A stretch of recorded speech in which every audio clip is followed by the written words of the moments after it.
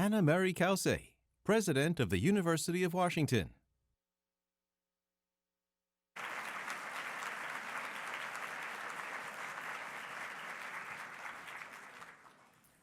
Hello, everybody. It's wonderful to see, all these wonderful, happy faces. Welcome to our part of the world, and good afternoon. As we all gather together, I'd like to first take this opportunity to acknowledge the Coast Salish peoples of this land, the land that touches the shared waters of all tribes and bands within the Suquamish, Tulalip, and Muckleshoot nations. And on behalf of the University of Washington, it's my great pleasure to welcome you all to Seattle, where it never rains. No, we're very honored to be one of the host universities alongside our colleagues at Washington State University. This annual gathering brings together so many incredibly exceptional and inspiring leaders. It's wonderful to see old friends make new friends and, just kind of, catch up. And I'm very grateful to the organizers at APLU and to everyone who was involved in putting this together, because it's a really exciting and ambitious program. And the chance to gather in person is really wonderful. We're already having this very vibrant exchange of ideas, and I don't know about you guys, but doing a little bit of commiserating too. But it all injects fresh energy and creativity in this mission that we all share together. Together, this group represents an extraordinary range of institutions serving an equally diverse range of communities, states, and students. Each of us has our unique challenges and our unique opportunities, but we also sail in the same waters. We face the same tides and we face the same headwinds. For example, as we'll talk about later, the rapid rise of AI, or we've all been seeing the continued questioning of the value of higher education. Each of our institutions has its own personality, our special traditions, our areas of special expertise, but all of us are dedicated to the success of our students, furthering knowledge and discovery, and service on behalf of the public good. That is what makes us public institutions. We sometimes compete with each other. I'll take that for granted. In athletics, we compete for talented students, faculty, and staff. But quite frankly, our competitions dwarf our collaborations, and we work together effectively, and together we have the power and potential to really create world-changing impact. And that is what these meetings are all about, is to make those connections that allow us to work together. You may have seen, some of the UW posters, they say pull together, and it's partly because this year we're celebrating the premiere of Boys in the Boat. It's a feature film by George Clooney, and it's our unique UW story, but in some ways, it's the story of public universities. 87 years ago, the UW fielded a crew team made up of very unlikely champions. They were kind of scruffy young men of very modest means. In fact, some of them the hero of the story got into crew because it would pay his tuition and give him a place to live. It wasn't like he had a long history of crewing. And yet, they went on to beat the Ivy Leaguers to win the national championship. But even after that, they almost let the Ivy Leaguers go because they had the money to go. And it was really all of Seattle pulling together with nickels and quarters and dollars that allowed them to go to the 1936 Olympics in Berlin and win the gold. Now, what our community takes from this story is the responsibility that we share as public universities to serve as engines of opportunity for our students and our community. The young fellow that the story's about is named Joe Rance. We all have Joe Rances at our university, and what we provide them is that access to excellence. And it's also about the immense power of pulling together and how a shared vision can make the impossible possible. It's about how collaboration paired with determination is an unstoppable combination. And I really believe that just like boys in the boat who rowed to victory on behalf of our nation, we know that we can do great things when we pull together. And I really am looking forward to this time together over the next few days to find the best ways in which we can do that. And so now it's my pleasure to welcome a leader who understands deeply how by working together we create impact for our students, our state, and for all of society. Please join me in welcoming the president of APLU, Mark Becker.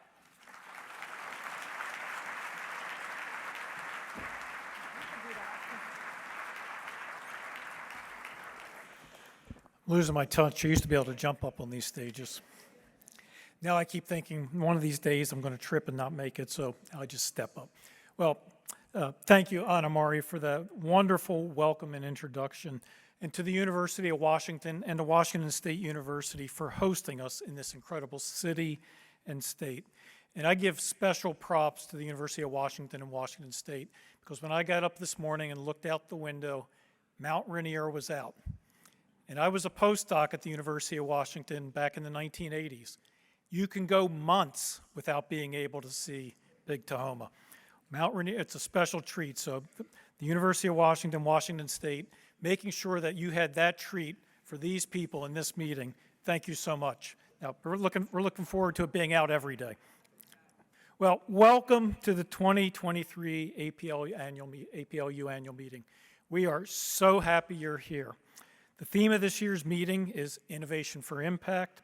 There are few better venues to explore that theme than right here in Seattle, which, as you know, is home to some of the world's leading AI researchers and technology firms, including one of our sponsors, Microsoft. And let me say that innovation is not limited to technology firms.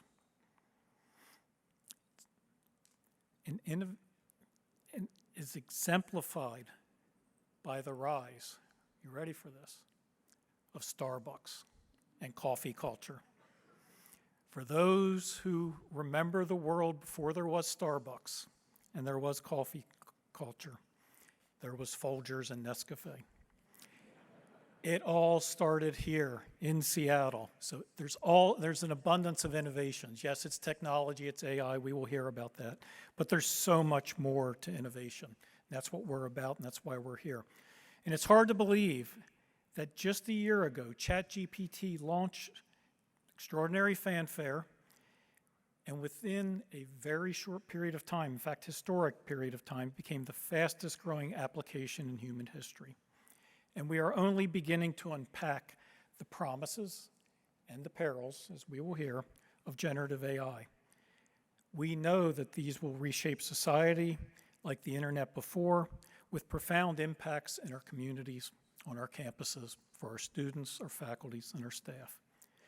And APL universities can and will be, they already are, at the forefront, as we will discuss in more detail this evening through our two panels. And over the 3 days of this meeting, we'll host more than 100 sessions to explore a wide array of topics as we seek to live up to our collective responsibilities, as Anna Marie intimated, as research universities for the public good. Of course, as we pursue innovations for impact in education, student success, research and scholarship and engagement, we also face the reality that the world is deeply unsettled right now. Over the past month, campuses across the country have experienced dramatic increases of anti-Semitic hate and Islamophobia, and reports of hate crimes have surged. In fact, coming from Washington, D.C., I'm sure you've seen this in the papers, but we see it up close and personal in D.C. Both chambers of Congress have passed resolutions condemning anti-Semitism on college campuses, and no less than 4 congressional hearings focused on anti-Semitism on campuses have been scheduled. These are unprecedented times for all of us, and it is part of our reality. Yes, we must support and encourage, as always, the free exchange of ideas, the expression of free speech. And we must also do more to stop the actions that create what has become, for some, particularly our Jewish students, a physically hostile and unsafe environment. And toward that end, earlier today, We had a session here at this meeting on academic freedom and free speech, and tomorrow afternoon there will be a session on addressing anti-Semitism and Islamophobia on college campuses. It is through our power of convening that APLU works to support our members during challenging times like these. And for those of a certain age who've been around for a long time, we have been through difficult times before. And we have always seen in those times, we manage as society and as universities to rise above the darkness, to make real and tangible progress as a society, improving the quality of life for all Americans. Take, for example, the 1960s and 70s. There were the assassinations of President John F. Kennedy in 1963, civil rights leader Dr. Martin Luther King Jr., April 1968, and a few months later, June 1968, presidential candidate Robert Kennedy. There was also the Kent State Massacre 2 years later, 1970, where 4 students were killed and 9 wounded by the Ohio National Guard on Kent State's campus. I remember those days. They were dark days. But I also know that we rise above. I know the progress that we have made since then. In that same period of incredible darkness, we also saw the passage of landmark federal legislation such as the Civil Rights Acts of 1964 and 1968. And higher education became much more accessible to low-income and minoritized communities. Much of the technology we take for granted today is the result of a remarkable period of innovation that took root in the 1960s, continues to today, and is accelerating. Innovations such as space travel, the personal computer, the internet, wireless communication, the smartphone, and biomedical advances too numerous to list here. And oh yes, artificial intelligence. It didn't start with ChatGPT. Its roots go back to the 1950s at a minimum, the work through the 60s, the 70s, the 80s on our campuses and our institutions leads us to this pivotal moment we're at today.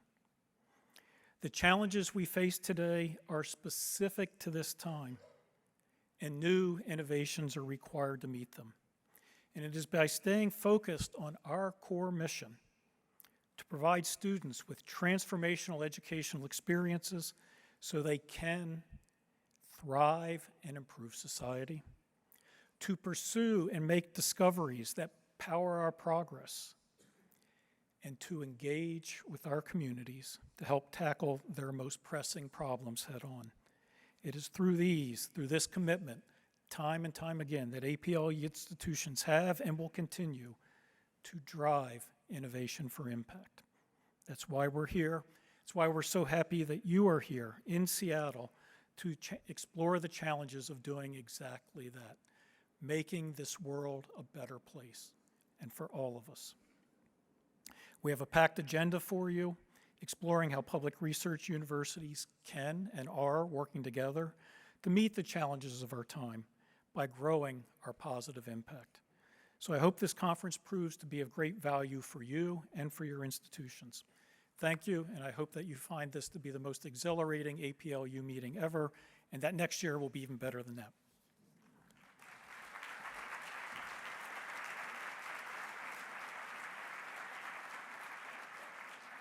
Please welcome Kirk Schulz, President of Washington State University.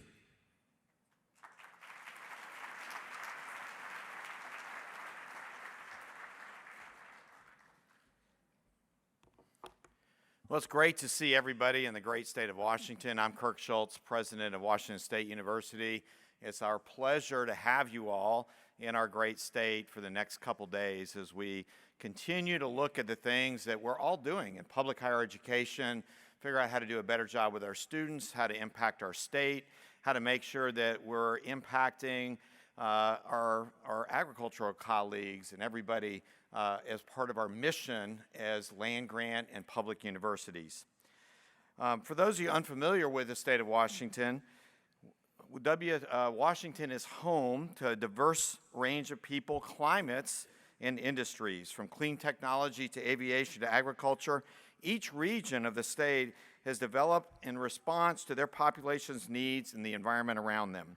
As the composition of our state has changed, Washington State University has evolved with it. Over the last 130 years, WSU has grown from a single campus situated among the wheat fields of eastern Washington into a system comprised of 6 campuses, 11 academic colleges, 39 extension offices in each county, and 4 research and extension centers across the state.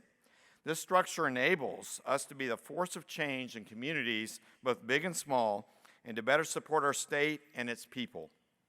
But we're not immune to the headwinds facing higher education today.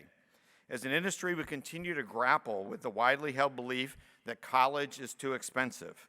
Even here, in a state that has one of the most generous student aid programs in the nation, and is an institution where 37% of our undergraduates pay no tuition and 50% of undergraduate students graduate with no debt at all, the value of a 4-year degree continues to be called into question. In the midst of this, the environment around higher education is rapidly changing.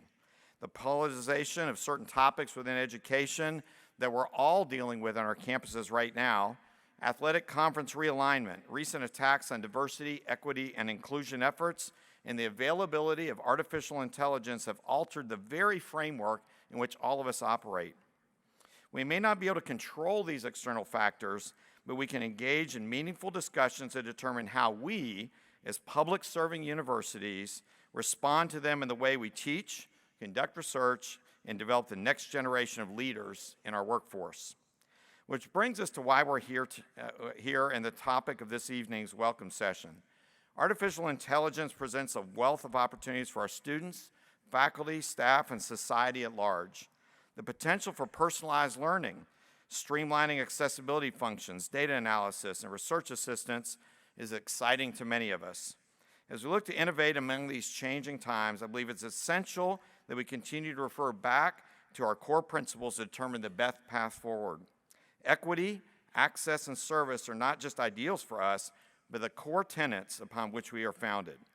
Over the next few days, look forward to continuing to build upon the foundation by asking ourselves questions such as, how can we leverage new technology to improve access to underserved populations in our areas? How can we be a better partner with regional tribes whose lands we stand on today? How do we continue to adapt our offerings to reflect the needs of the people we serve? I look forward to hearing your thoughts on all these questions over the next few days. Your attendance indicates that we're moving in the right direction as an industry. I'm excited to see where we go from here. Thank you for joining us. I hope you enjoy your time in the great state of Washington. And if you want great service anywhere, just say, go Cougs. Thank you.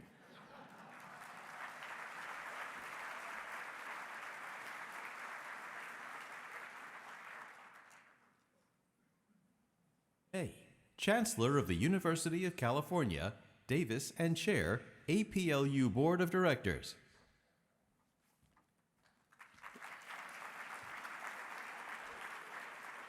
This stage mount has become something of a challenge, so I thought I had to do that. Hello, everyone. On behalf of the APLU Board of Directors, we're delighted to welcome you to this year's conference. I hope you'll take full advantage of this opportunity to reconnect and re-energize around our collective goals for APLU and moving higher education forward. As my term as APLU Chair comes to an end, I want to thank the Board of Directors for their collaboration over the last year and a half. My time as chair started a bit early when I stepped into Rebecca Blank's shoes as she was headed to Northwestern University. Sadly, we lost Becky to illness, but I want to express my appreciation for her leadership and her friendship. I also want to acknowledge Mark Becker, who started as APLU president as I became chair. Mark has done an impressive job in helping APLU move forward while steering his team through changes and challenges. APLU continues to be in very capable hands with Mark and his team. I look forward to staying active and engaged with APLU. I know this year's meeting will foster good discussions around global and national events that are impacting all of our campuses. It's been a challenging year for all of us. One thing to remember, though, is that through meetings like this one, we can and must find common ground to continue to build places of learning that encourage free exchange of ideas through respectful and meaningful dialogue. APLU is well positioned to harness our collective strengths and advance our shared priorities that will serve our students, our communities, and far beyond. Now, at this point, my script says I'm supposed to call up my good friend, President Makola Abdullah, president of the university, from Virginia State University, to the stage to hand the gavel over as the next chair of the board. Unfortunately, Makola could not be with us this evening. In my paranoia, I initially thought that was a transparent attempt to get me to be chair for another year. However, he is actually dealing with a very difficult situation on his home campus, and we wish him the best, as I wish you the best for the rest of the conference.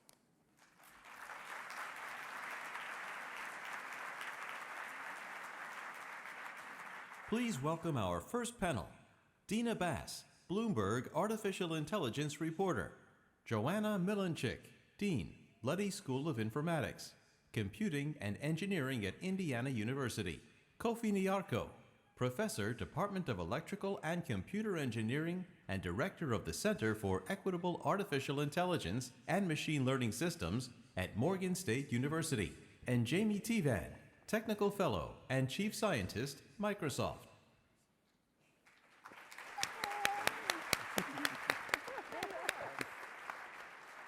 Notice none of us wanted to try what Dr. May did and vault up the stairs. I think we would have ended up back that way. Good evening and welcome, everyone. Thank you very much for braving the downtown Seattle traffic, if you're not staying in this hotel, to join us. So as we enter this brave new world of artificial intelligence, we're going to talk about the potential, possibility, and peril, because what's a good panel without some peril, for public research universities as we try to adapt and adopt these new technologies. Let's start talking about what this means for students. Dr. Nyarko, when we were talking the other day, you mentioned the issue of figuring out how to get students over the fear and discomfort of using artificial intelligence. Can you talk to me a little bit about what you're thinking of there? Absolutely. And it might not necessarily seem like this would be the case because students are typically the ones to embrace technology and they're just ready to go. But I've had several conversations with students on my campus where they just don't understand where the line is. They've heard that if you use artificial intelligence, you may be plagiarizing. You don't want to necessarily steal from others, and they learn that AI is trained on other people's data. So there's all this fear about should they use it, and how should they use it? And we don't want it to have a new generation where essentially they're missing the boat on an emerging technology that could just greatly change everything. and that's a bit of hyperbole, but it's kind of true. So there is some concern, and there are ways we can approach this to both educate and tell them that, oh, yes, there are some fears and there are some things to be cautious about, but really it's about how you can use this technology responsibly, like with any other technology, and that's the conversation we need to have, essentially. Dr. Malencha, can you tell us what you're seeing at Indiana University and how you're dealing with this kind of unease that students might have? Well, most of the things that I'm hearing from students is not that. Most students are really diving headfirst into using all the different tools, as students are prone to do. You know, they use the technologies, they try to use it to their best advantage, and so forth. And it's really the faculty that are the ones that are struggling. Because they themselves don't know how to change their pedagogy in light of ChatGPT. Given that many of them are, especially in my college, in my school, with coding, you can just ask ChatGPT to give the code, and it does so very willingly. And so that's really where the tension is instructors are faced with not really knowing how to assess what the students have learned and what they haven't learned. So assessment is really the big thing that's coming up for the instructors. That makes sense. Dr. Tevan, I know at Microsoft, the company thinks a lot from the worker standpoint of how to get workers comfortable with these new AI tools. What have you seen in the workplace that maybe could be instructive for both students who are uneasy and faculty members who are uneasy? Yeah, that's a great question. And this is a pretty big change that we've all been going through recently. And a lot of it's just actually getting your hands dirty and starting to play with it. You know, when I think about generative AI, the recent generation of models are different than what we expected. A lot of the way we had been imagining incorporating AI into work had been fairly simple. So if you think about generative AI is good at doing two things. One is it's generating new content. And so a lot of when you started thinking about, okay, it can generate the boring stuff for me, but it turns out that AI is very good at generating new things, creative things, thinking about things in new ways. And so I think in that way, you know, using the model to explore new ways of thinking about things, trying new things out is really useful. So that's one way, and that might be. It's also quite good at summarization. We're all very familiar with sort of the information overload that we have, and I think the ability to not just summarize content. So that's sort of what you know, we were pushing towards was summarization, but then you start seeing actually it can help with some of that critical thinking and iteration and asking questions. You know, if you've got reading that you're thinking about, like, what are the questions I should be asking of this reading? What are other ways that I should be thinking about this reading? What are the holes? So I think there's a real opportunity to sort of look at these emergent properties in the model and then bring them to the classroom or to the educational context. Yeah, if I can just jump in. I mean, something that you said that is really interesting is, you know, is it creative? And I would make the argument that it's synthesizing more than creating. But then that begs the question, what is creating? You know, so I think that these generative models are fascinating in that it kind of begs the question, what is intelligence? Because I completely agree with you. Being able to synthesize large corpuses of data, being able to summarize them, combining things in combinations that perhaps our brains we weren't able to come up with. But is that creativity? Is that intelligence? I mean, those are some of the really fundamental questions that come in. You know, and you can ask the AIs to generate a song in the style of Rihanna, but that is predicated on the notion that there is a Rihanna to begin with, right? And so where is that line between real creativity and mere mimicking? I think it's an interesting question. I don't have the answer to it. I don't think any of us do, right? This one perspective I think is really important. Yes, it's debatable what intelligence is. Are these things really intelligent? Are they synthesizing information in new ways, drawing from a distribution, blah, blah, blah. But I think really an interesting thing is, how does it allow us to be more creative? And so if students can go back and forth, and yes, it may suggest something new they haven't thought about before, and it leads them down a completely different thought path than they otherwise would have had, then I think that is the synthesis of the human and the machine where the real creativity lies. Makes sense. I want to get back to your point about assessment a little later because I think it's a very important one. But one thing that, as I look at the way students are impacted, I think a lot about the potential for inequity here. We already know, you know, that lots of students get left behind when it comes to STEM or, you know, technology, coding education. How do we make sure, as we look at AI being a critical tool for students in academia, how do we make sure that the next generation of students don't get the skills that they need before they arrive at your university and while they're there, and that we don't create another layer of inequity for people? Dr. Milenchik, I want to start with you and tell me what you think about how to do that.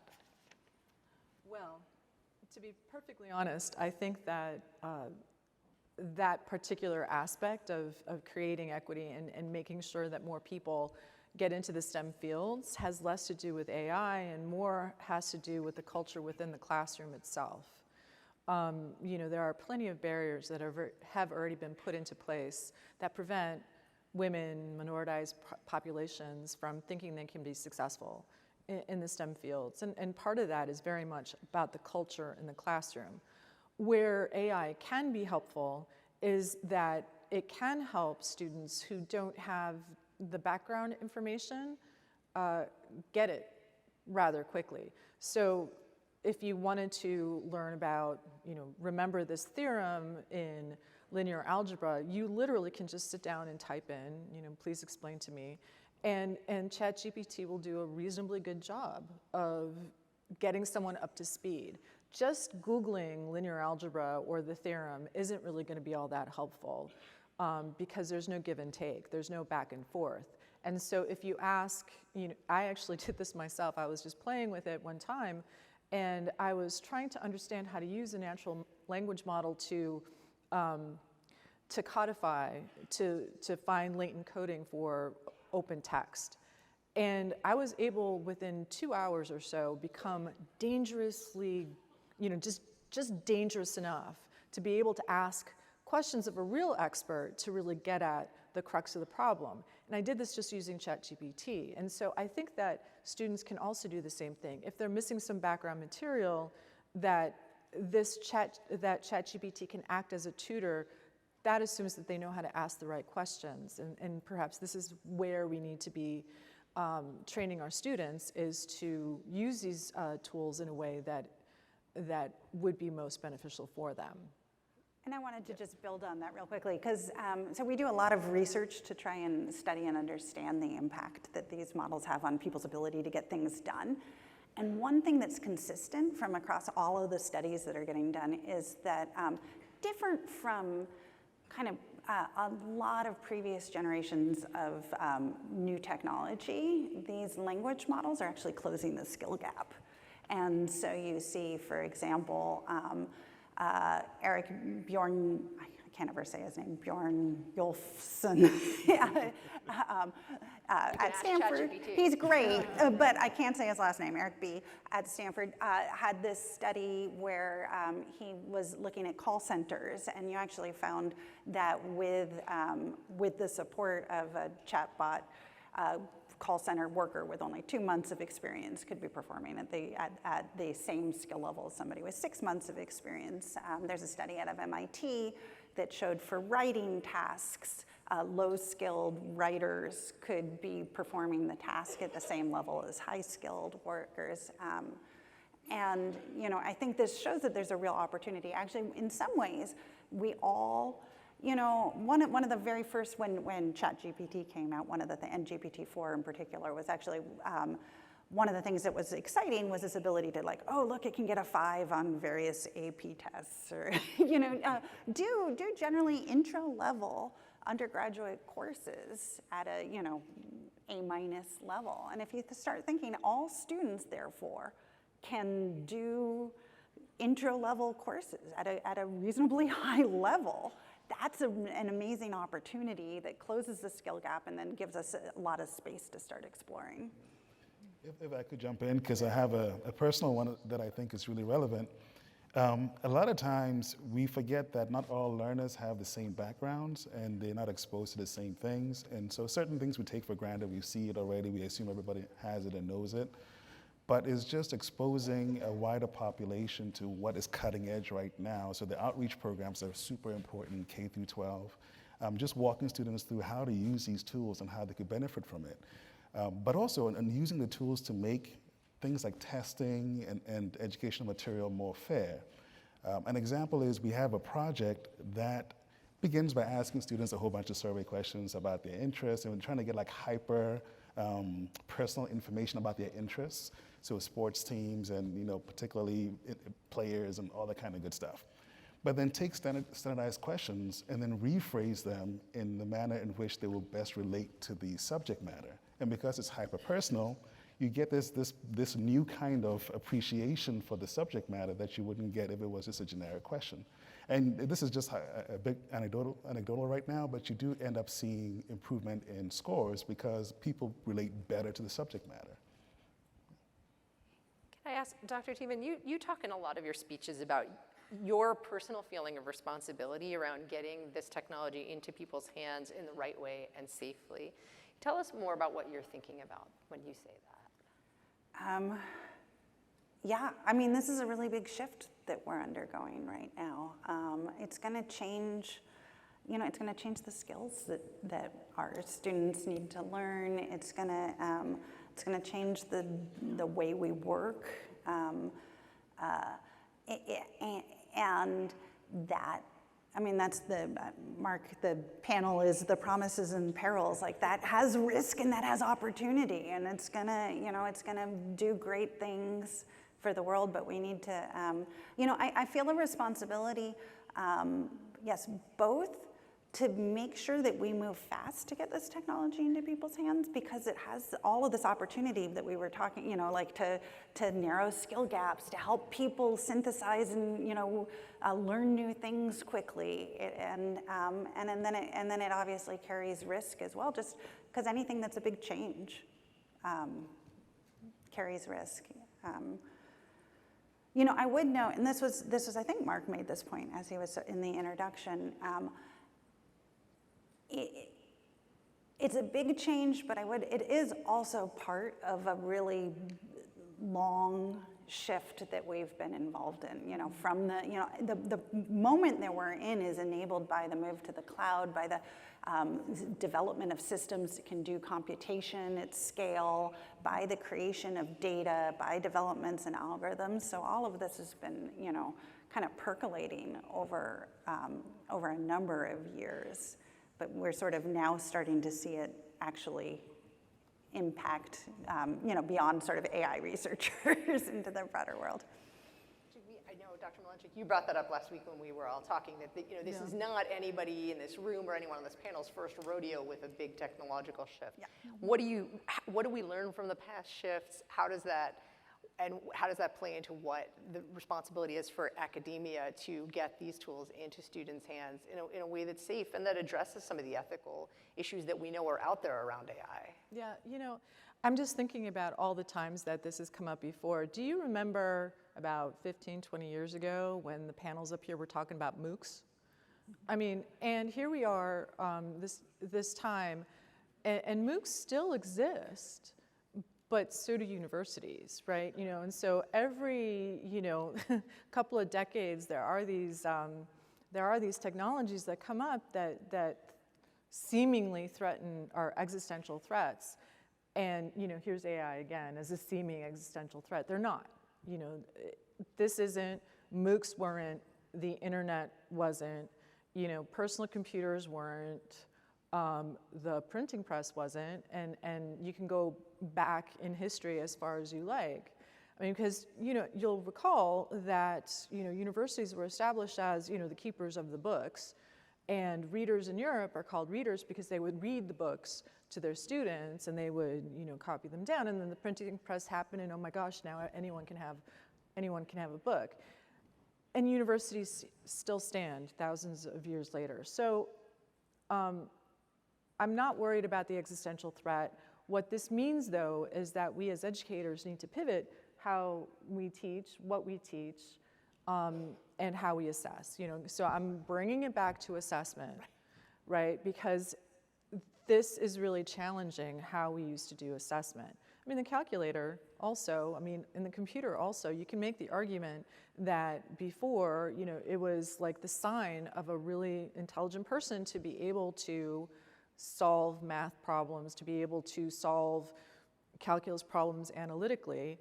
We're not bound by that anymore. We have computers, and we see now that that has really opened up what can be done. And so I think that we need to be looking at this in a similar kind of way. We do have to think about how we assess.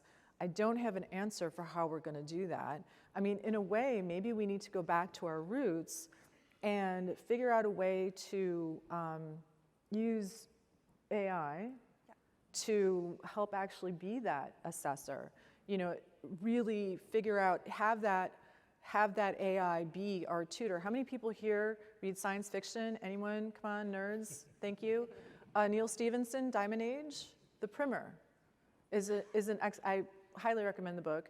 But in this particular novel by Neil Stephenson, The Diamond Age, he talks about an AI primer that all students get, and it is their teacher.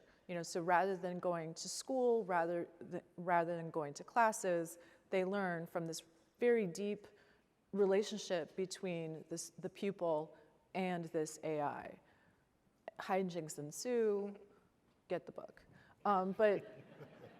But But maybe this is something that we can also, I mean, turn it around. So rather than thinking about how AI can destroy the way we do things, think about how AI can create perhaps a more optimal way of doing things.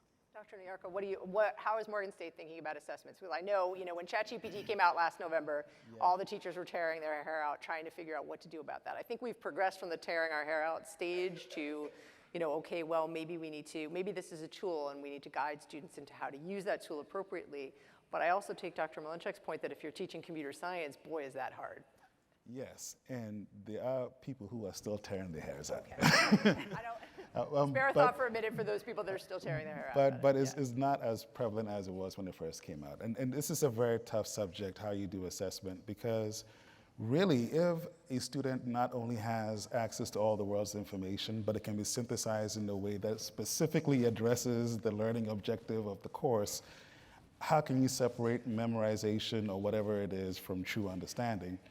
I think it's just going to have to be interactive. These are the conversations we're having more on campus. We have to just develop methods and techniques where we're doing more interactive assessment. It takes more time. That's the problem. Imagine giving an oral for a class of 400 students and you're doing this several times during the semester. It becomes very difficult. But there is technology and there are ways to do it. So yes, AI can even help in doing that thing. There is a point of caution because AI isn't perfect yet, as in the sci-fi novels, which means that they could be lying to students, and then they could be lying to instructors in grading students' work, and then thereby students get an unfair treatment and becomes this whole big thing. As a matter of fact, there was a recent article about Turnitin, I believe it's Turnitin, how it's very inaccurate when it comes to assessing if something is AI-generated content. And there have been students, mine in particular, I had a graduate student, a doctorate student actually, who complained that a person, well, I was in the committee, but her actual committee advisor told her work was not submittable because she plagiarized a bunch of things in her dissertation. When she looked to see where exactly she plagiarized, it was the terms machine learning. There are only so many ways you can rephrase machine learning, So yes, that is a legitimate problem, and there are technologies and so forth, but we just don't have the answers yet. I do believe that it's interactive, and I do believe that AI could be a solution as a part of that interactive process. But what it is yet, yes, we don't know. Dr. Tiemann, is there anything instructive from the research that Microsoft has done around workforces that tells us how it might be applicable to assessment and just applicable to helping faculty figure out how to wrap their arms around all of this? Yes, no, and actually, and I was struck too by your comment. The recent models are so good that they look more human than human, so people are actually assessing stuff as if you show them a human-generated content and AI-generated content, people will think the AI-generated content was human-generated. We're actually using language models. This is sort of state-of-the-art in the AI community to use language models for relevance judgments. So one of the important things that we do to actually train our search engines and our models that we build is we use human-generated labels, and it turns out we can actually do a better job creating. And actually, we follow lessons from the academic community. We use rubrics and create different structures around how to do that, and use the language model to actually to label the conversations. And then when we match that to human-generated labels, it does better than humans can do there as well. So, can we talk for a moment about equity in computing resources? As artificial intelligence gets more complicated, more compute intensive, it's very expensive to run these kinds of models for research. And then there's equity issues going down to the student level about who has access to what, including who has access to cell phones, good internet, things like that. I mean, these are not solved problems. Dr. Nyarko, I'll start with you. How do we address that? Well, there is access, like you mentioned, to technology, but then the infrastructure the technology runs on, there is access about knowledge. How do we operate the technologies that are running on particular infrastructure? I mean, there are traditional ways of getting some of these solved, whether it's through funded efforts and grants and so forth. Institutions should, I think, always put aside some sort of effort to acquire these through whatever methods that they have. Like we have at Morgan, we have a center, which I run, a Center for Equitable AI, and we actually provide these credits to both faculty and to students who are doing work in the classroom or doing research. We can run up an AWS bill very, very easily, depending on what you're doing with training these models, and even doing inference sometimes, depending on what you're doing, can be very crazy. But having these internal resources makes it easy to at least begin to play around with the technology. It's a little bit more difficult when you're getting into perhaps higher ed. Not every district will have these kind of resources to play with, but I believe that at least from a university standpoint, there are ways that we can get it and also affect the communities that we are in, which is part of what the center is trying to do. Do we think we need some sort of, and Dr. Teven, I'm curious what you think private industry's role is here. I mean, there are countries, I know in France, they're working, they have public supercomputers. Do we need some sort of joint academic effort around AI supercomputers that can be shared, resources like that, and what's the role then of private industry in that? Yeah, so training these models is really expensive.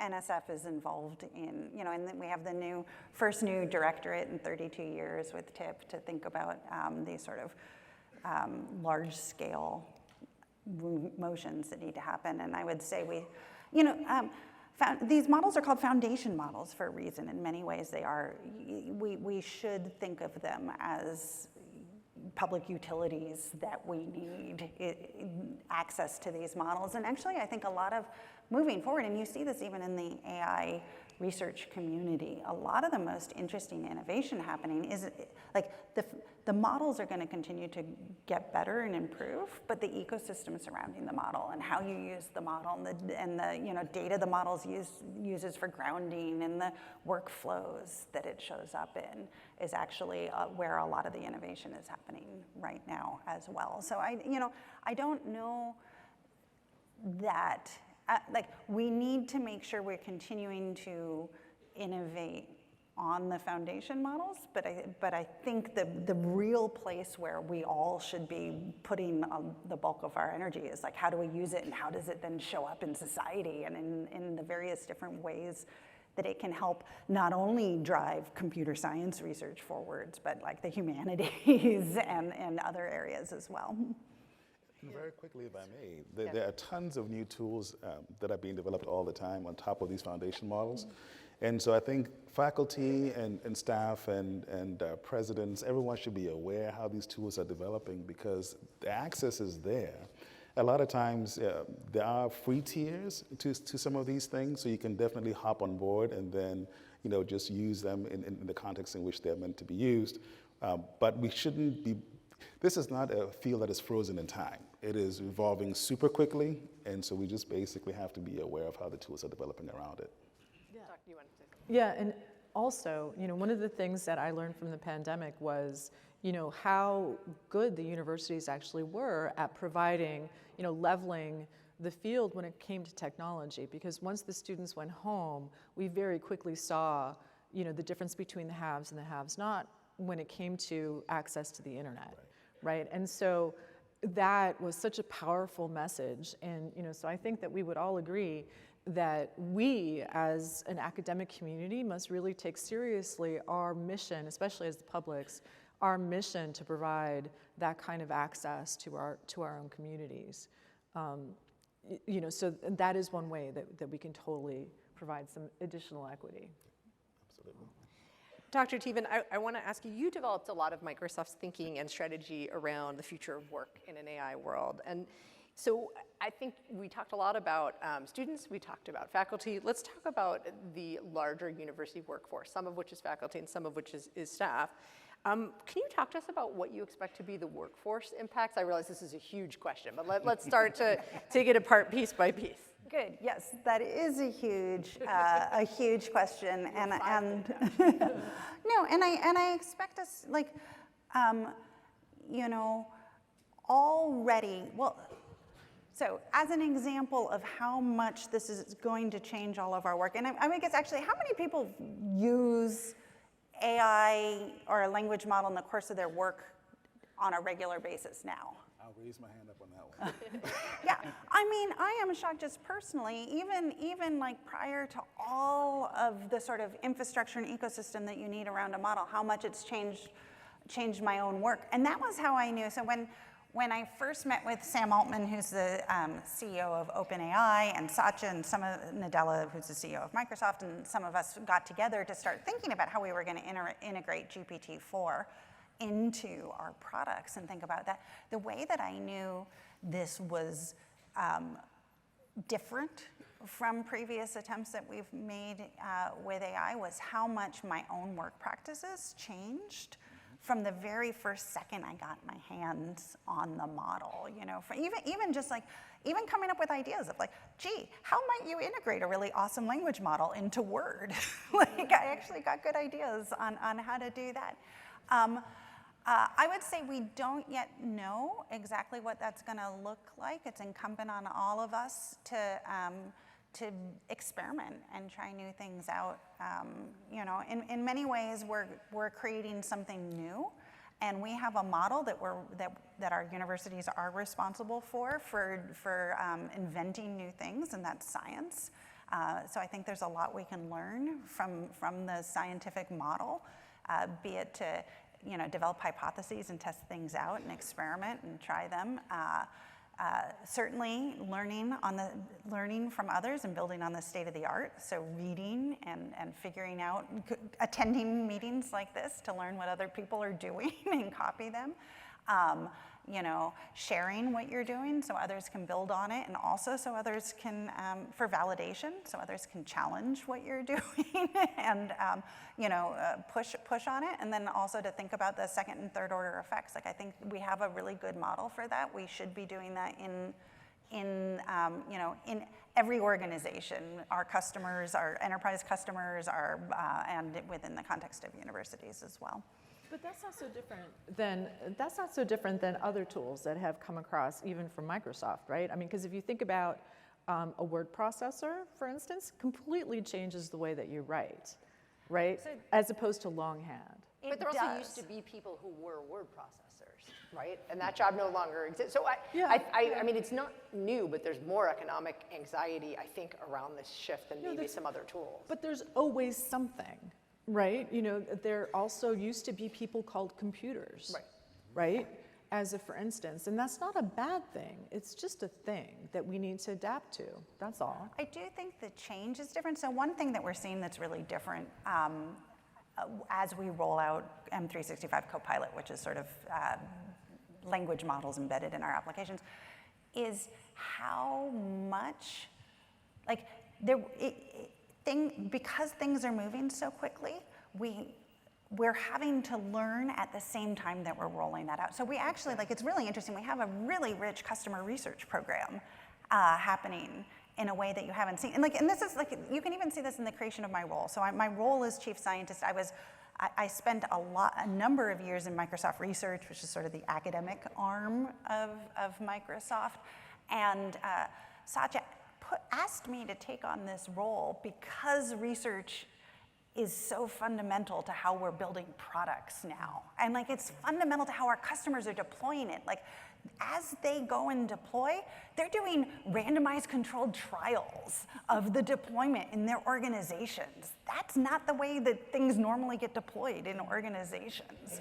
And we have scientists and researchers embedded in these organizations to study how it goes out. So I think that spirit of experimentation does feel different. Although it is true that we always have to figure it out, and there's always going to be we're going to do the obvious things and sort of replace what we know to start and then figure out what's cool. I think the time scale is really interesting. You were mentioning the other day, Dr. Nyarko, that, for example, maybe 6 months ago, a lot of students thought they were going to have a career as a prompt engineer, and now everything's changed.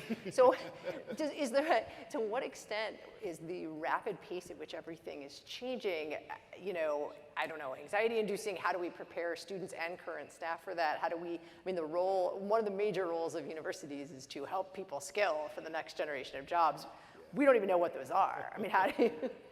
I just remember having a conversation with one of my grad students who was so upset that I believe it was GPT had, with DALL-E 3, it would do the prompt engineering for you and make amazing images or something like that. And he was like, well, this is what I was studying to do.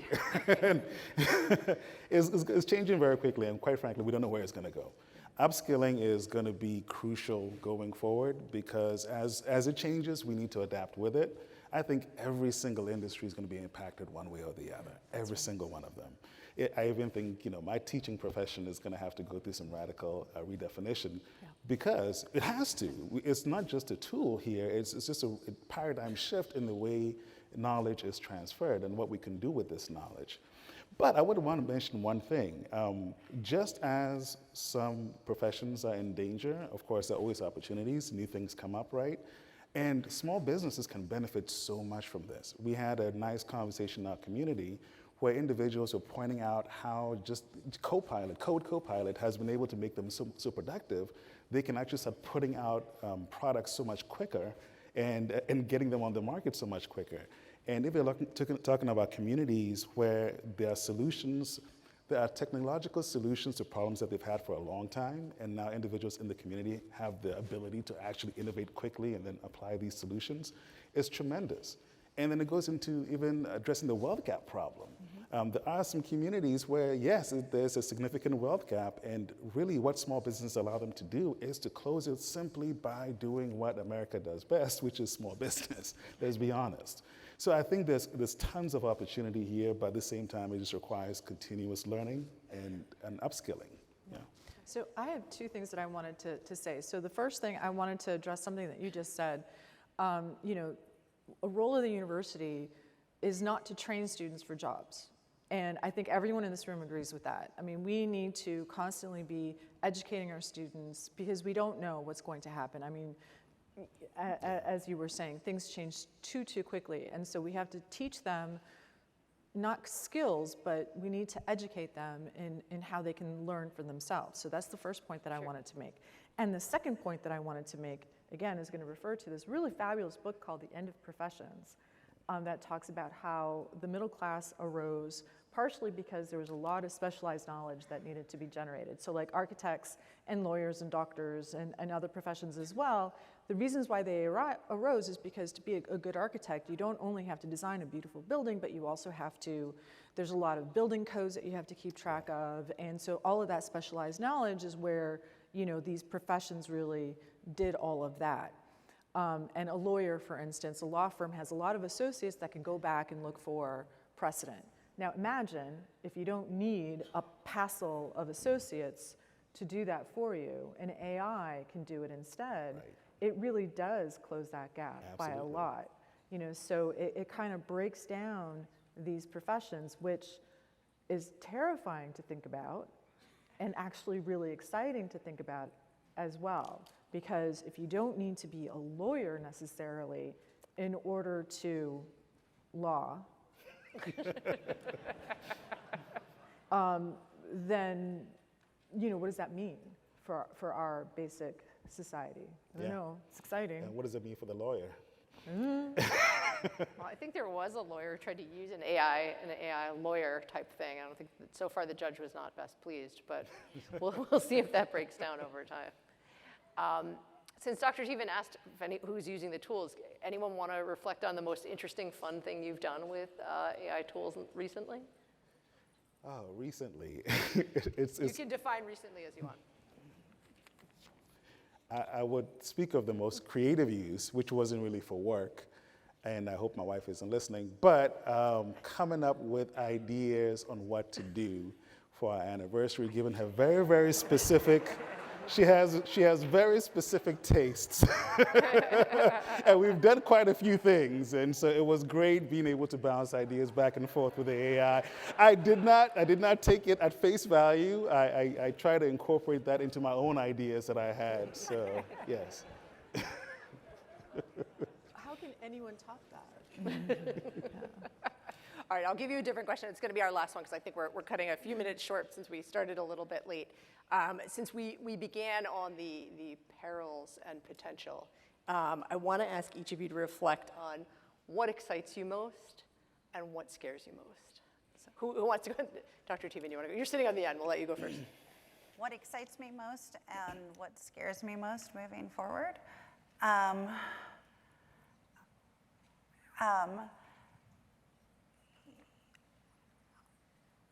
I am really excited about the new knowledge that we're going to create.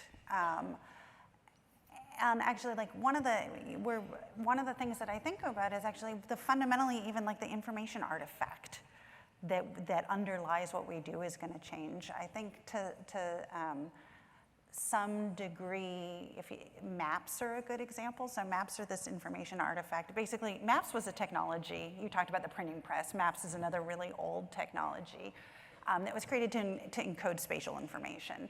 And it allowed us to come up with geopolitical boundaries. It allowed us to do path planning. And up until recently, that's been a really important technology we've used. My kids don't know how to read maps, which is fascinating. And that's because actually the information embedded in maps is now surfaced in a different way. It gets surfaced contextually as they're moving about in the world.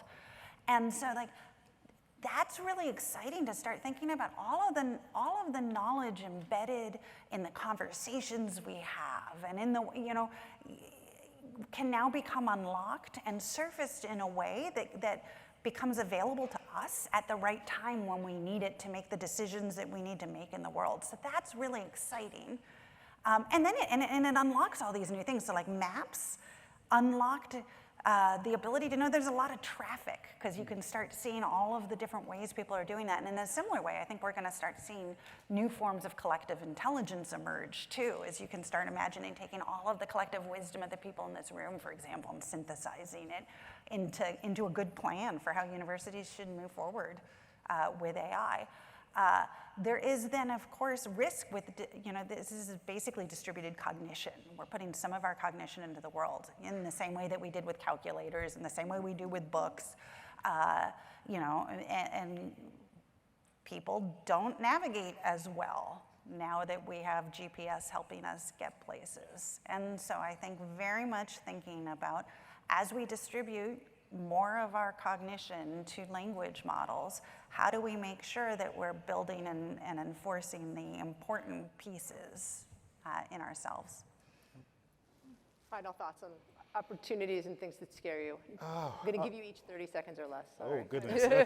Just because we started late and we're running over. Opportunities. My Star Trek dreams are coming true. I can now talk to the computer and just tell it what I want, and it does what I want.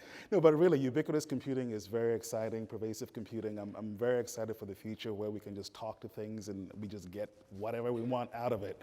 The flip side is we become very dependent on AI. And that might be detrimental to free thinking. It's easy for us to be manipulated. Someone grabs AI, controls it to tell us particular things, and we can't separate our own thinking from that of whatever it's instructing us to do. So that's my concern.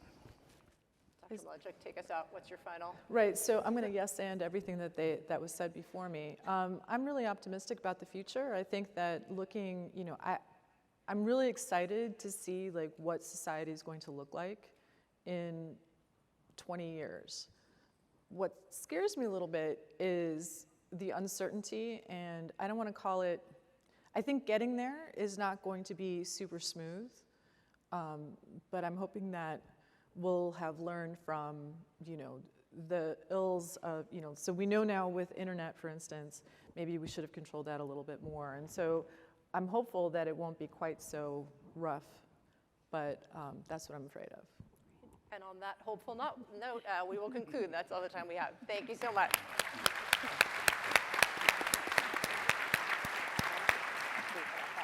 Thank you. Please welcome to the stage our second panel, who will discuss what it means to transform an institution into an AI university. Our moderator, Adela De La Torre, President of San Diego State University, and our panelists, Joe Glover, Senior Advisor to the President and former Provost at the University of Florida, and Avidan Rodriguez, President of the University at Albany.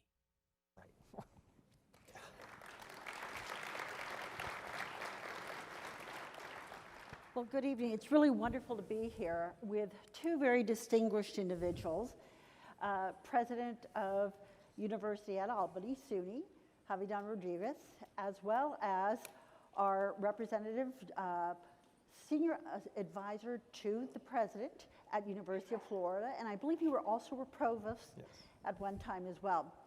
So I wanted to start the discussion first framing it within the context of a recent survey that we did at San Diego State University. In fact, it's only a few weeks off the press.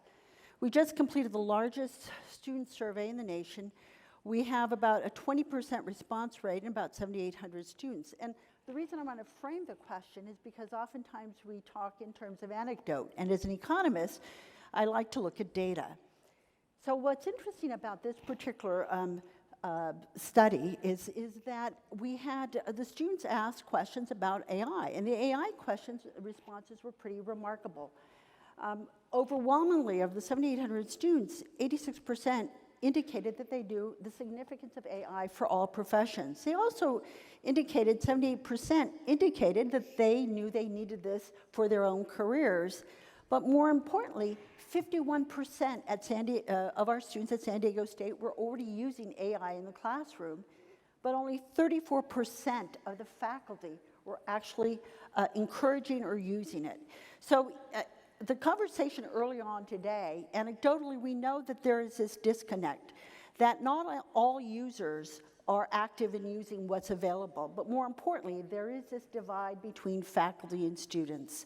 So I want to frame this because oftentimes when we talk about our students, we sometimes think of us engaging them and being ahead of the curve. Here we see a different outcome.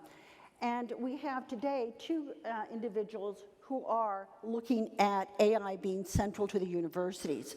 So my first question, and I'm going to turn to you, Javidan, first, is what does it mean to be an AI university in light of, if you will, the disparities of use within a college campus? Good afternoon, everybody. Thank you, Adele, and I appreciate APOU and Mark in particular inviting us to be part of this critically important panel. And so let me start just to give you a context, because who we are as an institution has defined what we've done in the space of artificial intelligence. So the University at Albany is one of the 4 Research One universities within the State University of New York. We like to identify ourselves as one of the most diverse Research One institutions in the country, and that has framed what we're doing in the space of artificial intelligence. And so when we think about AI and the AI University in the context of the University at Albany, it's an institution that's interdisciplinary, that bases our models on cooperation and partnerships, and that focuses on equity and equitable issues. So in terms of being interdisciplinary, it's bringing people together to talk about and focus on the issues that are key to the institution, in this case, the University at Albany. So building in three areas, building AI, or what we call AI Plus is our trademark, AI across the curriculum, so that we can ensure that all departments, all schools and colleges are actively engaged in deep learning as it relates to artificial intelligence. It also focuses on building on the institutional strengths of the University at Albany in terms of the academic and research expertise that we have. So we didn't invent AI to then go do research. We looked at the strengths that we have in cybersecurity, in social and health equity, in emergency preparedness, in climate and weather, among others, and then use AI to continue to build, expand, and strengthen those areas. And then actually, as a lot of people are doing, building our AI supercomputer, which is a centralized effort to bring faculty and staff together to focus on these critical issues. So one, interdisciplinary nature. The second, number 2, it requires an institutional approach with central leadership and buy-in from academics and across the university. So admittedly, it is a top-down approach initially. So with the leadership of the president, our vice president for research and economic development, our provost, CFO, etc., we pulled the team together to really focus on how do we embed AI across the curriculum? How do we fund the AI Plus initiative at the University at Albany? Third, it must be strategic. So we're developing AI based on our strategic plan, on our core priorities, and on our what we call our research signature strengths: emergency preparedness, health, social and health equity, atmospheric sciences, climate, etc. Fourth, there has to be partnerships. So this is a partnership that we developed with the state.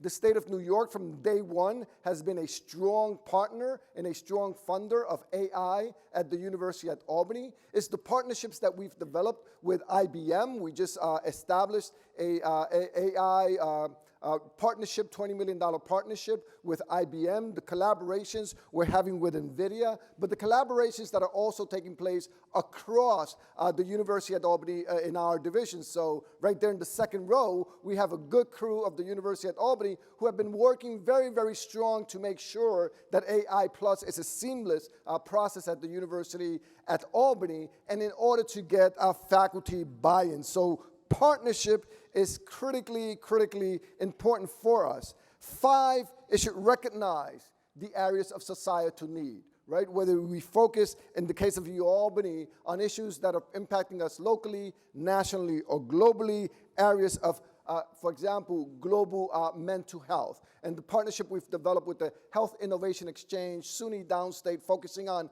AI and mental health. So these partnerships and these areas of societal need are critically important in order to build AI. 6, the mission of equity and workforce development is particularly important for us. We are, as I said before, we are one of the most diverse research-run institutions in the country.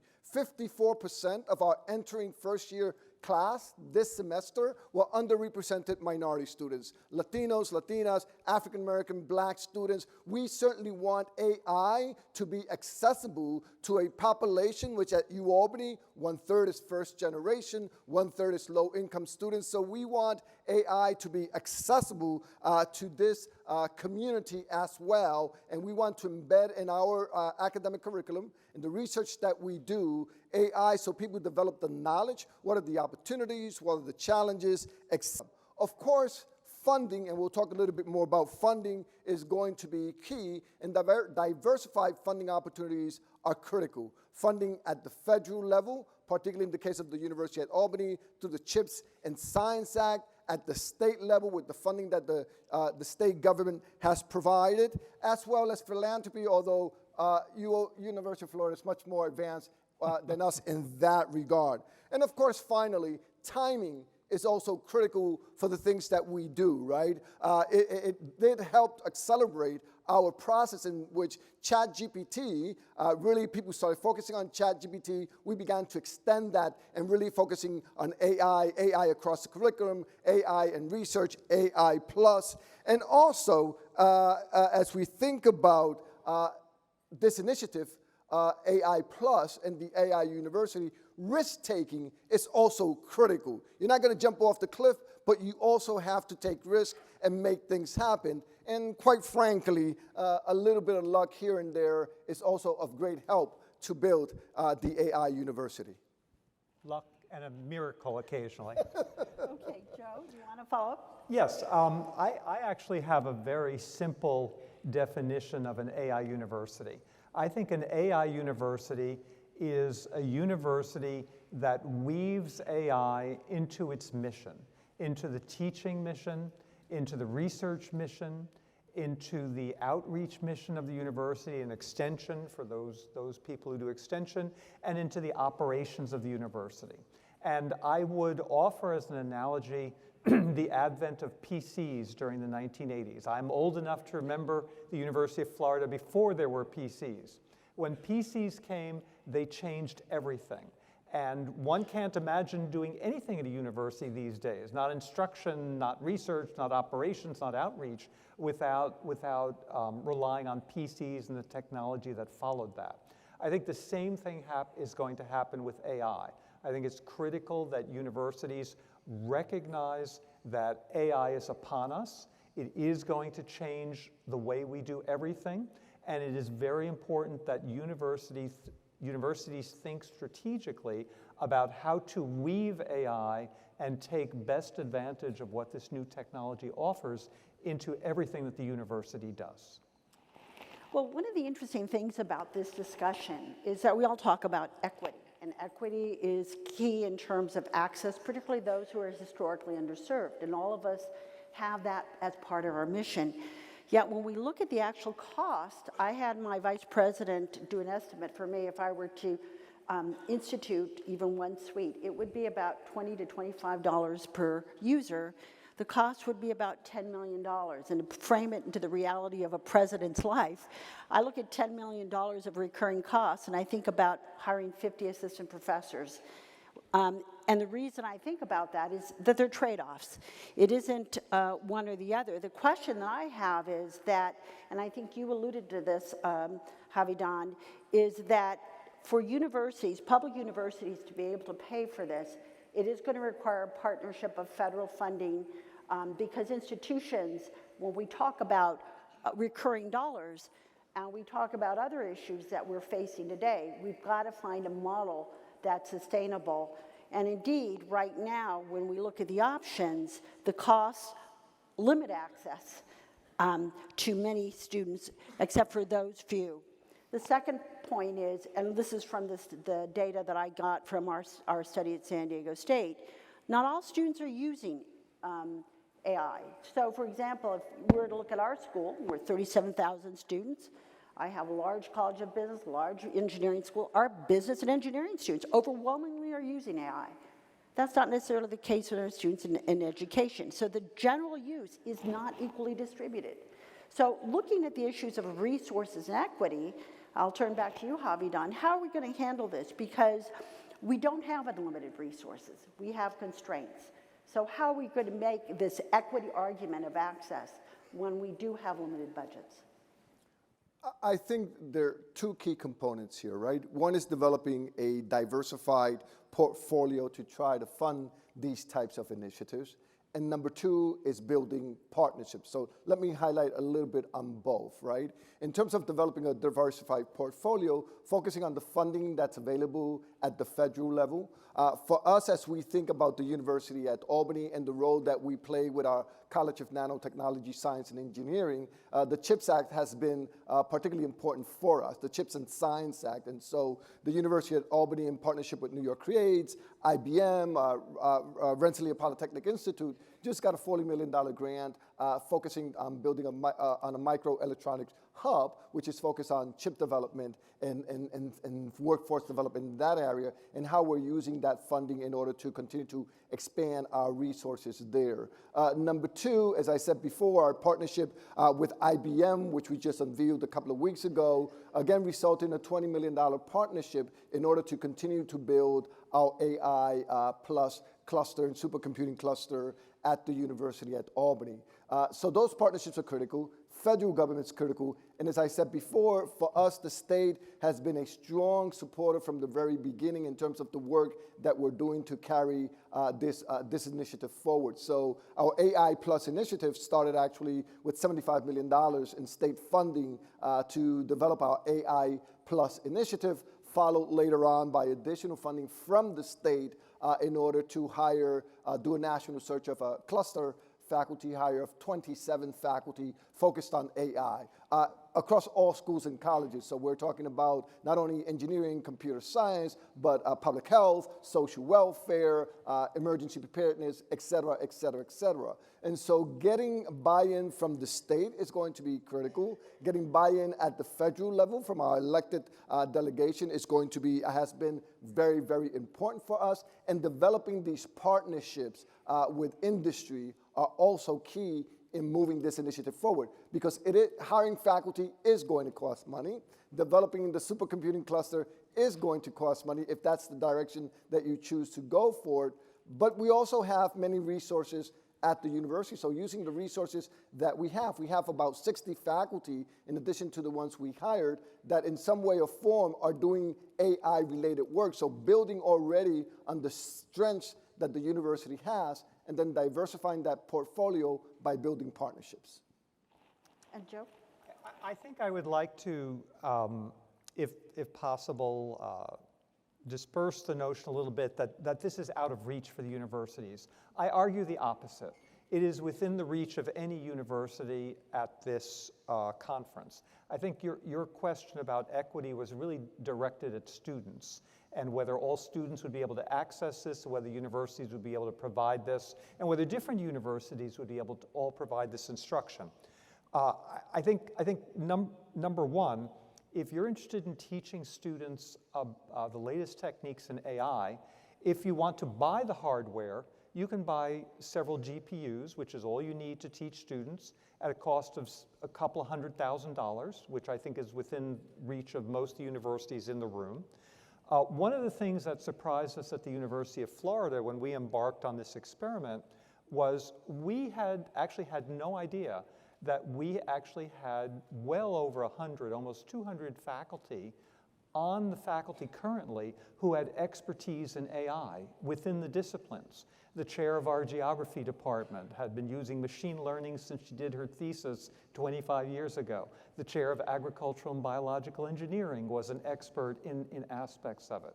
So we actually did an assessment of the faculty, and then the question was, how do we plug any gaps that are there? So I think that universities should really do a serious assessment of their ability to find instructional personnel on their campus that they probably already have. And number two, to realize that in terms of instructing students, that they don't need to have an AI supercomputer. If you're going to do big research problems, of course, you need an AI supercomputer, and then you need to turn to the federal government and other sources to do it. But I think the promise of educating broadly all your students, AI across the curriculum, so every one of your students has the opportunity to come out AI literate, AI competent, or AI expert, is a powerful argument for your state legislature and ultimately, I believe, for the federal government. We have a problem in this country in that it has been observed at the federal level, we are not turning out an AI-educated workforce at the rate we need to compete with other nations around the world. So I think that AI across the curriculum is the solution to the nation's problem. And when we went to the legislature of the state of Florida and said, we're prepared to educate the workforce of the state of Florida, here are the benefits it's going to bring to the economy, the legislature recognized the value of that and did support us, and we were able to hire an additional 100 faculty in AI and applications, which we spread across the entire university in all disciplines. Yeah, Can I follow up on this? Go ahead. Because I think this is a critically important point in terms of also making use of the available and existing resources that you already have at your institution, right? So we already talked about, 100 plus faculty, 60 plus faculty, who in one way or another doing AI at our corresponding institutions. So building on that, if you're part of a system, so the University at Albany is part of the State University of New York. The chancellor at SUNY has established this SUNY-wide task force, which our vice president for research and economic development co-chairs. And the idea is to bring institutions across the 64 SUNY system to talk about and discuss and use the resources and collaborate. So we just held the first SUNY-wide symposium on AI. It took place at the University at Albany with over 200 faculty and staff from across the SUNY system. So thinking about what are the resources that exist at Albany, at Binghamton, Stony Brook, Buffalo, et cetera, et cetera, et cetera, and how do we partner to be able to use the resources that each of the institutions have so you don't have to duplicate those resources. Agreed. We're doing something similar in Florida as well. And we're doing the same thing in the CSU system. We're going to be having a major conference in San Diego with the 23 campuses. One of the things that we're also looking at is developing micro-credentialing, because I think one of the points here is that all of us, I think, are bringing in our faculty with expertise, but there are faculty that still need to get introduced to it. So we're developing a micro-credentialing program where we're going to be able to introduce our faculty to this so that if you're going to have it across a curriculum, there has to be degrees of comfort. So what we're going to do is introduce it to them, again, give them the opportunity to understand what are the ethical issues, because that's the other piece we need to talk about. The ethics of using that, what are the biases that exist? Those are another thing that we have to really recognize, that we need to have these broad conversations. And we also have to talk about how we're going to give them the actual tools to use it in the classroom and create those activities.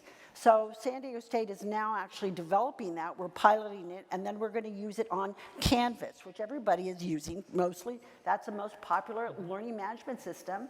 And there's a Canvas Commons, and in the Commons you can have any kind of opportunity to learn. So we'll be uploading that. So I think that what you're seeing is a general kind of collaboration in systems across the country. And indeed, I think what we're saying here is that there's an opportunity. Public-private partnerships exist.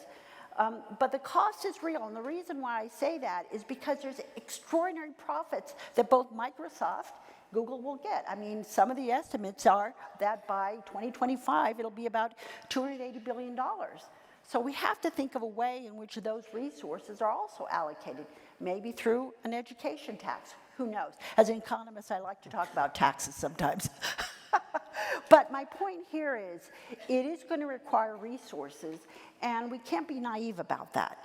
And we're going to have to find a mechanism to address it, because if we are assuming internally we're going to do this, I just don't buy that. I think we have to think about, again, there are going to be people who are going to be winners, and some of those winners need to share some of the opportunities for others. Well, and so we were fortunate to have an AI supercomputer donated to us at the University of Florida, and we have made it available to the entire state university system. So all of the public universities in Florida have access to the supercomputer. We've also offered access to the schools in the SEC. And so we're trying to do our part to make sure that other universities have access to this. But I think this is a national problem that needs to be solved. And I think this morning we heard the federal government talking a little bit about NAIR, the National AI Research Resource that they're in the process of putting together. I think people can purchase hardware, GPUs, if they want to own the system. They'll be able to purchase cloud services as well.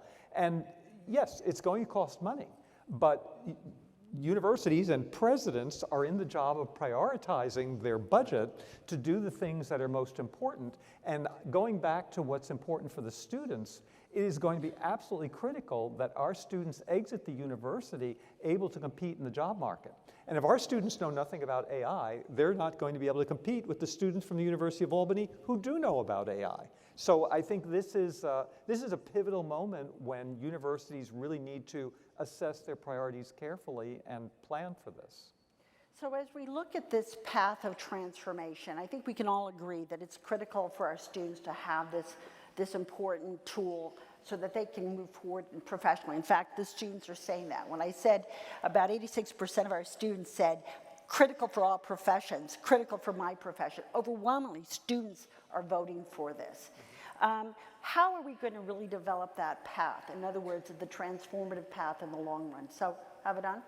Yeah, I think it's part, again, and we've had that conversation, right?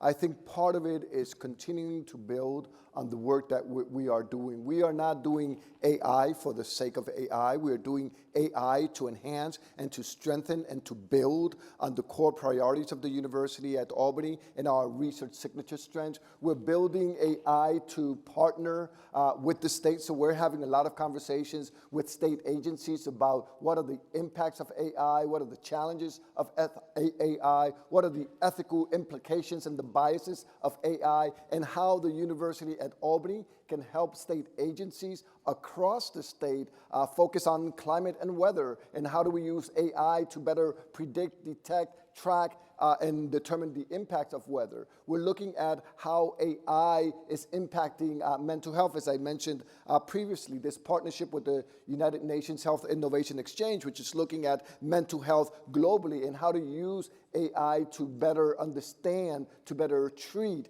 detect issues of mental health which go undiagnosed across the globe. And so we have to continue to put out there value propositions in terms of what our role is in terms of AI, better educating our students and our communities to understand the issues, the challenges, the opportunities, the impacts of AI in our lives, because if we don't do this, who else is going to do it? That's the role of institutions of higher education. So as we went on our journey to AI, to building an AI university, we had a few minor miracles along the way. And one of the minor miracles was really surprising to me. Our initiative started as a top-down initiative with an AI certificate that was sort of generic and anyone at the university could take it. And we thought, okay, we've done the job. But the surprise to us was that fairly quickly, the colleges and the departments said to us, no, we want to take this and make it our own. And so, in fact, the College of Business now teaches AI in the College of Business with their own particular spin on it. Engineering does the same thing. Education does the same thing. Agriculture does the same thing. So at the University of Florida, the development of the AI curriculum and what the students are learning really is in the hands of the faculty in the individual departments. So in business, they're learning about fintech, which is the marriage of financial services with AI. In agriculture, they're learning about AI applied to robotics and remote sensing and drones, which is what interests the people in AI. So all of the departments are able to give a spin on it and provide students with those flavors and those tools in AI that are going to be most useful to them either in graduate work or in their future occupations. So we only have a few more minutes left. So what I wanted to do is end with kind of a broader question in relationship to the future, looking in the crystal ball. There's been a lot of discussion about greater need for federal oversight, legislation, yet we have a very dynamic changing market. We have the idea that in many ways, some of these approaches have been top down, but they've been absorbed organically. But in some institutions, the issue of shared governance can create some real challenges. So I wanted to get your sense of, as you move forward through this path towards an AI institution, how are you going to, or how would you recommend, because I know all of us have different strategies, recommend that we can maintain, if you will, the academic integrity critical for our faculty, we can ensure access and opportunity, and we can have, if you will, the policies that will allow us to transform the world for our students and our faculty and the world. Havidan? That's a whole different session then.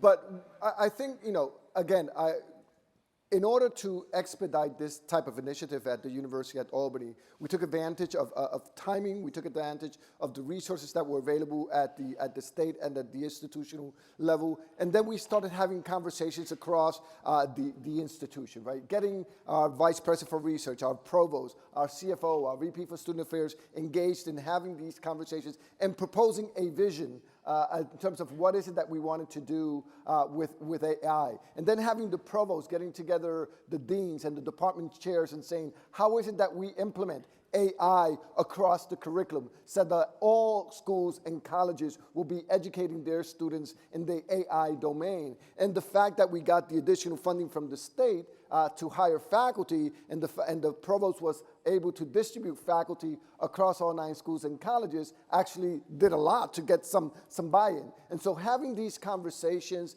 with the University Senate, right? We don't have 100% buy-in at the University at Albany in terms of our faculty, far from it, but we have a significant critical mass that allows us to move this process forward. And as we continue to think about building AI and the future of AI at the University at Albany, is trying to get those faculty to buy in, continuing to having the increasing support of our local officials, building, again, those partnerships is going to be critical in order to continue to move the institution forward, and then addressing issues that are of critical importance for our society locally, nationally, and globally. We have to show the relevance, the importance, and the impact of what we do as institutions of higher education and how we can use AI to accelerate that, right? AI is not going to take over. We have people, we have faculty, staff, and students that are coming together to move us in the right direction, and those partnerships are key. Last few seconds, Joe. At the University of Florida, I think that we have assured the integrity, and we will address questions of equity, et cetera, because the initiative has moved into the hands of the faculty. And I think ultimately the faculty are responsible for the integrity of the educational process. It's not being imposed upon them from the top down. It may have started that way, but they have adopted it on their own. It is being melded with the curriculum in their departments. They care about it, and I think that ultimately that's going to carry the day.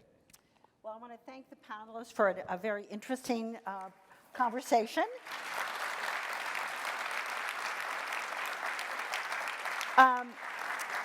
But at this moment, I would also like to welcome to the stage Elizabeth Bruce, Innovation and Society Director at Microsoft, and she's the sponsor of tonight's welcome reception.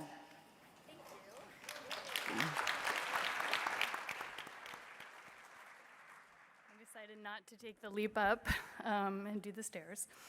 So I know I'm between you and the reception, so I wanted to say, first of all, we're proud to be one of the sponsors for the conference and specifically the welcome reception this evening, and to welcome all of you to Seattle. I know the conference theme here is Innovation for Impact, and today I sat in 3 sessions about AI. AI is clearly top of mind. So I thought I'd go out on a very quick limb and just give you a couple of themes that I heard. Kind of a recap, human-generated. I did not use ChatGPT, I promise. First, AI is here. AI will accelerate research, innovation, and AI will accelerate the cycle of innovation to impact. In fact, over the past year, it seems that AI has been on hyperspeed. Second, universities have an absolutely critical role to play in continuing to advance AI for the benefit of society.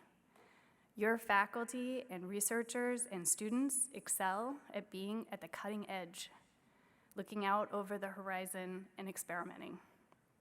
So don't sit back. Consider how you can empower everyone at your university to experiment and to be curious across campus, across disciplines, and across departments. And third, while industry is racing ahead on the AI front, we don't have all the answers. We are grateful for our academic partnerships to continue to drive research and education and thought leadership on AI and its responsible use for society. On the issue of equity, industry is partnering with universities on AI. We work with associations, nonprofits like APLU.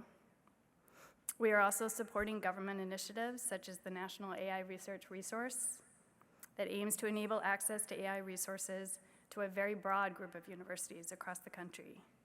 And there's more to be done. So just to recap, AI is here. Empower people to experiment with guardrails, and partnerships are key.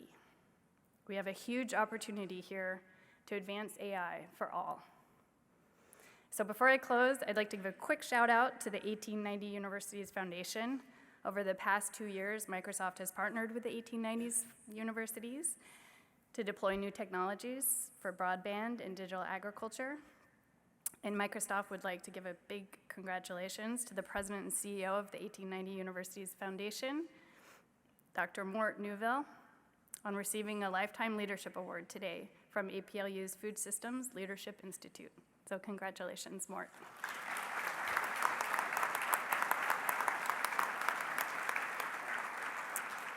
So thank you all for being here. Thank you to APLU. Thank you to all the staff, amazing staff that have put this event together. Thank you all for coming. And now, enjoy the reception. I look forward to seeing you there.